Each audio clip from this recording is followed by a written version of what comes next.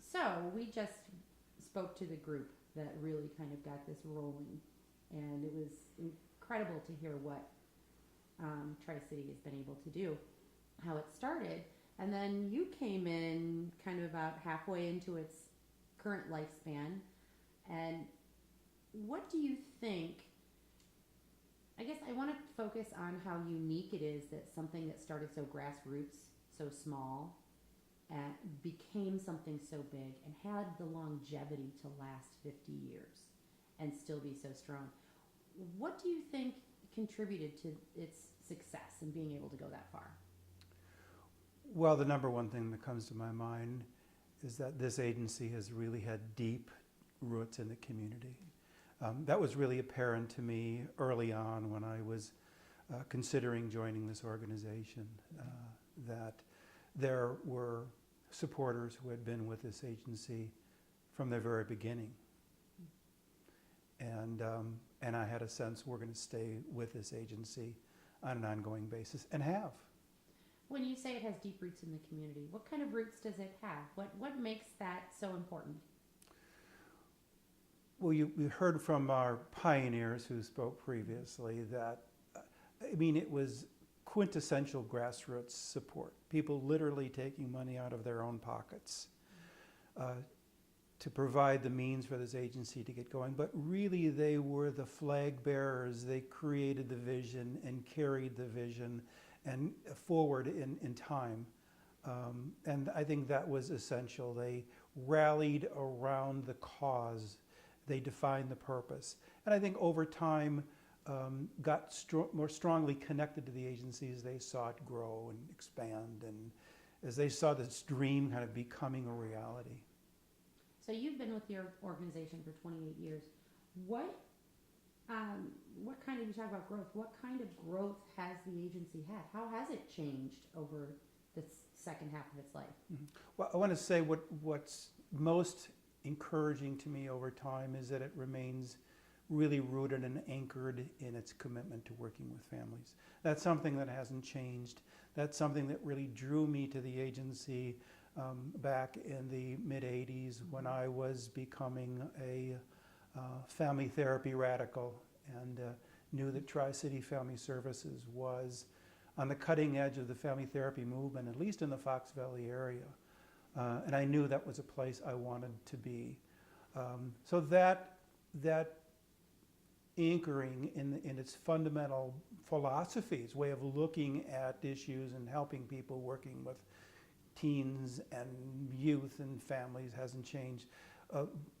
But what I was able to be a part of was that the agency continued to be present in the community and to serve the people of the community beyond the walls of the therapy room. Mm-hmm. Now, back in the very early days, there were programs like Students Taking On Pollution and the Companion Program, and that continued. That commitment to working out in the community continued.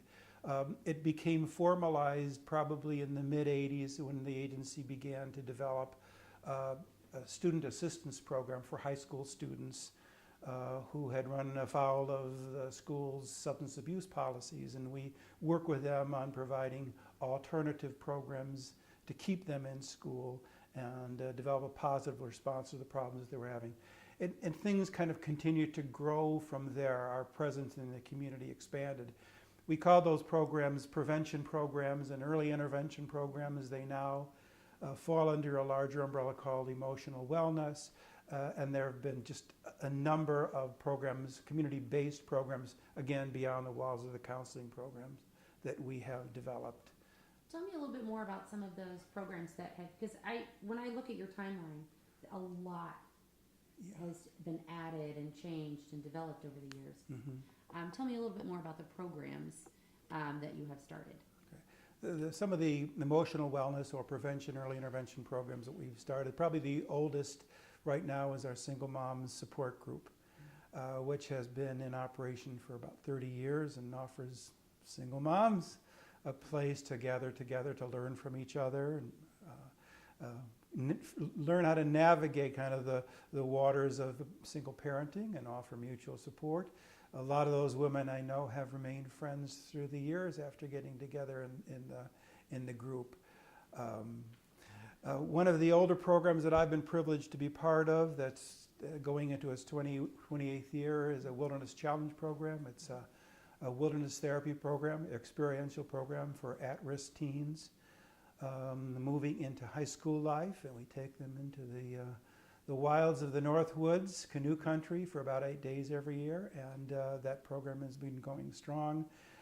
We've had programs also going on for a long time, like our anger management program at children, basically kindergarten level through adulthood.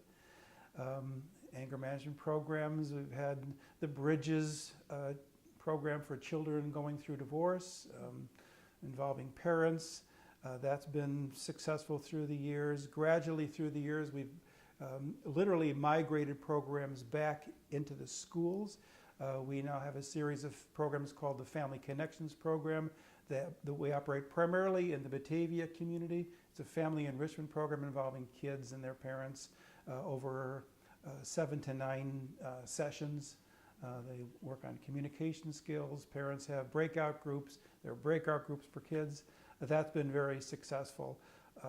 In more recent years, we've worked with a foundation in Geneva called Changing Children's Worlds Foundation, and we have worked with them on developing and offering empathy-based parenting programs for children, which is certainly catching on.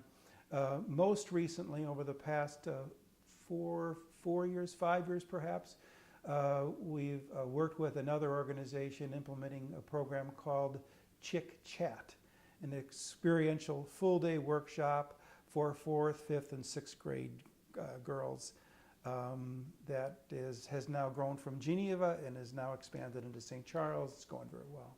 Tell me a little bit about the Chick Chat.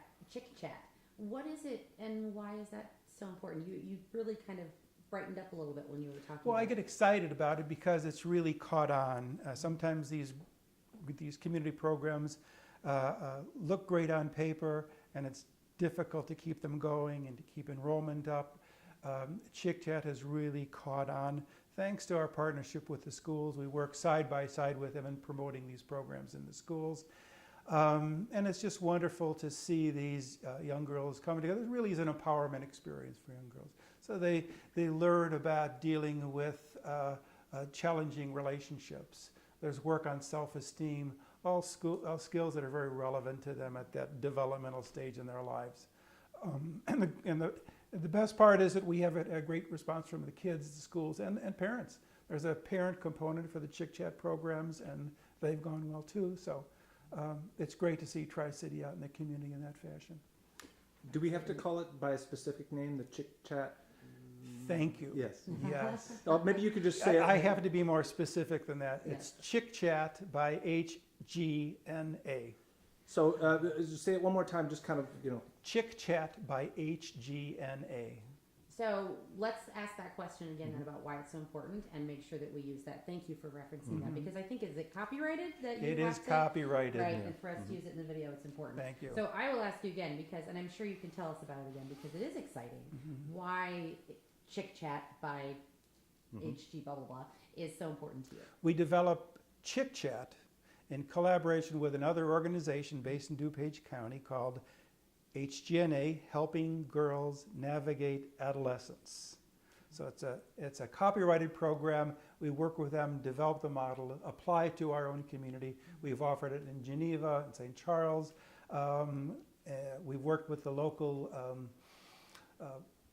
youth Geneva Coalition for Youth in Geneva. We've worked with school personnel in both Geneva and St. Charles. So the partnerships have really led to a great response. It helps to market the program and get word out. And we've had a great response from schools and young girls, and they tell their friends, and parents tell other parents, and it's continuing to grow. And that's important because getting a 6th grade girl to do something that she doesn't want to do Doesn't happen unless you do it with your friend. Absolutely. We talked a little bit about program development.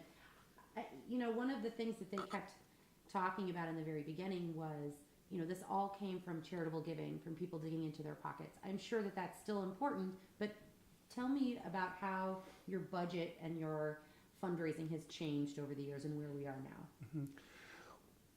It may go without saying, but I'll mention it anyway. There was a time in the early days when we had a significant amount more state funding coming into the agency, and that has all but disappeared.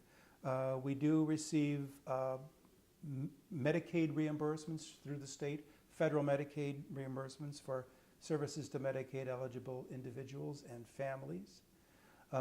But that's the only role that the state now plays in the funding aspect of the organization. About 25 to 28% of our revenue comes from from fundraising, that is special events, and our annual campaign. We reach out to individuals. We have good corporate support. We get great support from local service clubs and organizations. Churches remain a big part of our funding profile. We also do charge some fees for our services, even though we have a scale for just about every service we offer. We do charge a fee, so client fee revenue is another revenue stream for us. And foundations, typically private family foundations, play a big role in supporting many of the programs that we offer. So two things to kind of clarify on that. Speak to a little bit about the beneficiary or the foundations a little bit, and you were talking about it's going back to being funded again through. It's almost like it's going back to the way it started a little bit. Do you kind of feel like the money, you know, you went from it was all charitable and then you had all this money to help with the program? We had some straight state grants coming in, and Mm-hmm. those have disappeared. And right, I mean, the burden for continuing our operation, continuing our services really is falling more and more back onto the shoulders of the community. So it's a good thing that you've developed such a great relationship. I can't even imagine where we would be without the base of community support that we've had. It's, I don't dwell on that thought. I'm just thankful for the fact that the base of support is broad and deep, and we've been able to survive some pretty significant cuts in state funding and continue our programs and services, again, thanks to the community, the hard work of our therapists, and to the generosity of the community. What makes Tri-City, what separates it from the other therapy practices out there right now? Well, there's a big differentiator when it comes to our place in the continuum of care compared to local private practices. I mean, we do provide services to individuals who have the ability to pay or bring insurance to the table and want to be served. And that big differentiator, I believe, is our family-centered orientation. We specialize in working with families, with couples, and in a way I don't think that the consumer can find in many other service providers, particularly in the private practice sector. If I could jump in, just a little table setter, perhaps the first time we see you on camera, for somebody who's just totally unfamiliar with Tri-City Family Services. Tri-City Family Services is, and just basically give us a little, 15, 20 seconds as to what you do, who you are, and to Heather. Okay. We are a private, not-for-profit, family-based mental health. Let's try again, just looking at Heather. Yeah, that's okay. And from the top again, if you would, please. So what is Tri-City? Tri-City Family Services is a private, not-for-profit, family-based mental health counseling center, primarily counseling center, that also provides an array of prevention and early intervention programs, support, educational and experiential programs, all, once again, family-centered, on a sliding fee scale basis to residents of our service area, which is generally mid-King County, primarily the Tri-Cities, but townships, areas surrounding the Tri-City area. Can I jump in with one more? Yeah, sure. So I imagine you collaborate a lot with other organizations, and that's probably one of your strengths and why you've been so successful over the years. Could you talk a little bit about? I don't know about specifics, but in general, we tend to work with other, that kind of thing. And if you could be a little bit specific, because I have that on my list Oh, here. sorry. No, it's okay. I'm glad you brought it up. We have, there are a number of organizations that we want to kind of recognize that you work with. And if you could tell us a little bit about those and name a few of them, because it's important that you're not a solo ship in this. So can you tell me, like you were saying, who are you collaborating with in the community?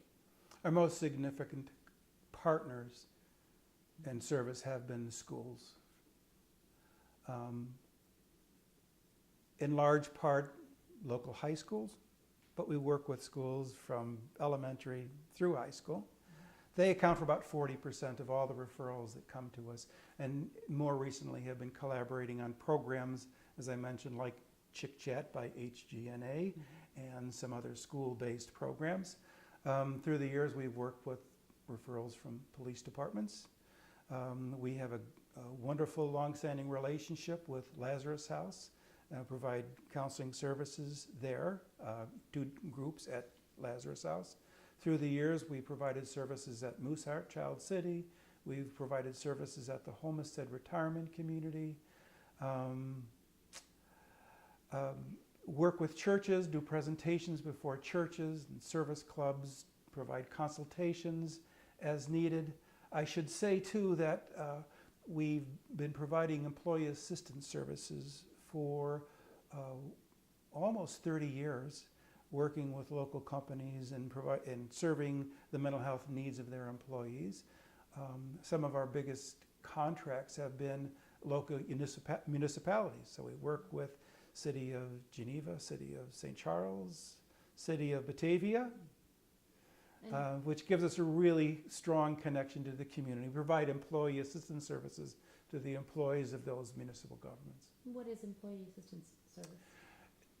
In our case, an employer purchases a contract, a purchase of service contract. And under that contract, we provide new employee orientations around the benefits they provide. It's usually part of the benefit package available to the employees from their employer. We do supervisory consultations. We do special services like critical incident stress debriefings should there be a problem on site. But the primary services is the employer or an employee can refer to us any individual within that company for the assessment of virtually any kind of personal issue. We do an assessment, follow-up counseling and services if they choose that. And finally, I want to go back to the sliding scale a little bit, because I think that's a very significant part of your role in the community. You service an underserviced part of the community. Can you tell me a little bit about that, please?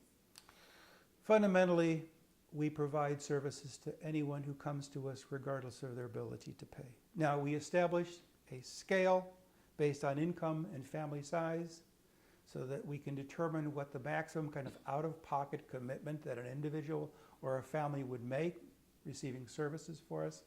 If they have insurance, we'll accept insurance. We're on a number of different panels. But for portions of any insurance or services that are not covered by insurance, they're applied to the scale and people pay according to their income and their family size. We have more generic scales for some of our groups, but some of the flat rate fees for some of our groups are as minimal as $5 a session. But the bottom line is, you want to be served to us, we'll make it work for you. And why, excuse me, why is that so important in this community? Because there are folks, despite the apparent wealth of this community, the perception that we are, and probably statistically upper middle income, there are really significant pockets of working poor. That's always been the case, that will probably continue to be the case, and these individuals need to have a place to get their mental health needs met at a price they can afford. Thank you. Awesome. I'm going to just look through my list here to make sure I didn't miss anything. Yes.